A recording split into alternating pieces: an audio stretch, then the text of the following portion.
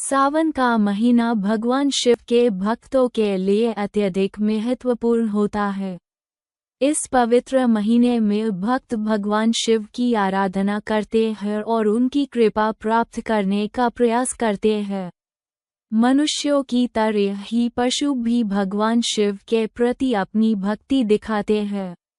इस कहानी में हम कीव की अद्वितीय कथा जानेंगे। गौमाता, जिसका नाम सुरभि था, एक सुंदर और शांतिपूर्ण जंगल में रहती थी।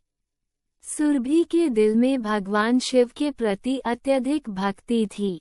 एक दिन उसने सावन के पहले सोमवार को शिवलिंग पर अपने दूध का अभिषेक करने का संकल्प लिया। उसने सारे जंगल में घूमकर विभिन्न फूल और पत्ते इकट्ठे किए और शिवलिंग को सजाने का निर्णय लिया। सुरभि ने अपने संकल्प के लिए विशेष तैयारी की। उसने जंगल के अन्य जानवरों को अपने संकल्प के बारे में बताया और सबने मिलकर उसकी मदद करने का वादा किया। बंदर, हाथी, मोर और हिरण सभी ने मिलकर सुंदर फूलों और पत्तों से शिवलिंग को सजाने का काम किया। सुरभि की यात्रा में कई कठिनाइयां आईं। एक दिन जब वे सभी जंगल के घने हिस्से में थे, अचानक भारी बारिश शुरू हो गई। सुरभि और उसके साथी जानवर भीग गए, लेकिन सुरभि ने हार नहीं मानी। उसने भगवान शिव का नाम लेते हुए अपनी यात्रा जारी रखी। एक और कठिनाई तब आई जब रास्ते में एक बड़ा गड्ढा आ गया।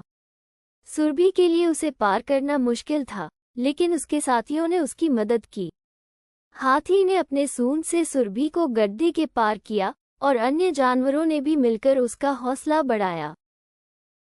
सुरभि और उसके साथी जानवरों की मेहनत और भक्ति रंग लाई। वे सभी अंततः शिवलिंग तक पहुंच गए। सुरभि ने शिवलिंग पर अपने दूध का अभिषेक किया और भगवान शिव की आराधना की। उसने अपने संकल्प को पूरा करने के लिए सभी जानवरों का धन्यवाद किया और भगवान शिव से सभी के लिए आशीर्वाद मांगा। शिवलिंग पर सुरभि के दूध का अभिषेक होते ही एक अद्भुत प्रकाश उत्पन्न हुआ। सभी जानवर उस प्रकाश से अचंभित हो गए। भगवान शिव ने प्रकट होकर सुरभि और उसके साथियों को आशीर्वाद दिया।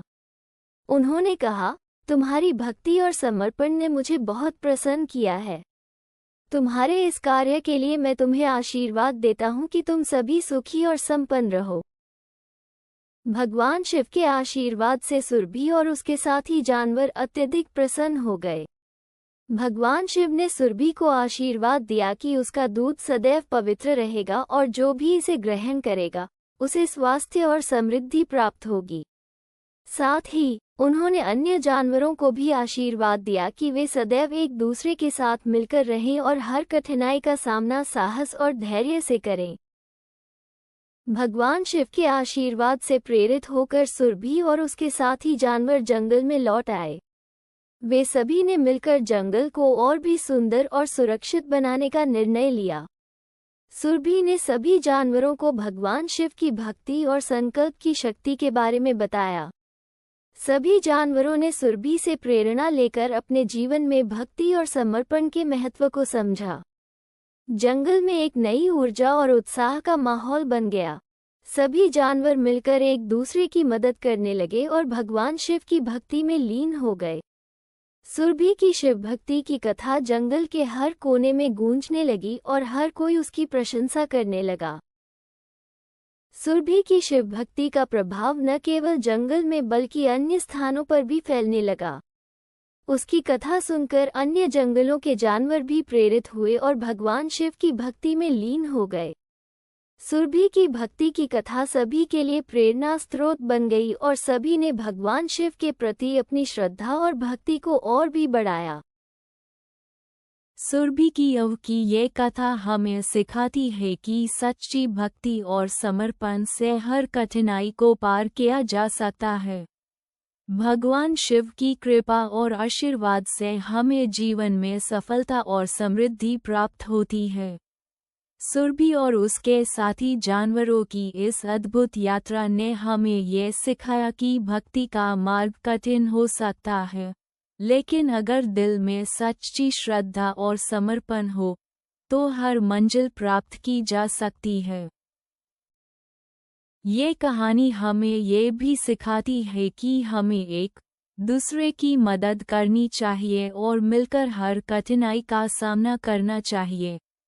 सुरभि की भक्ति और उसके साथियों की मदद से हमें ये प्रेरणा मिलती है कि हमें हमेशा अपने संकल्प को पूरा करने के लिए तत्पर रहना चाहिए और भगवान शिव की कृपा से हमें हर कठिनाई में सफलता मिलेगी।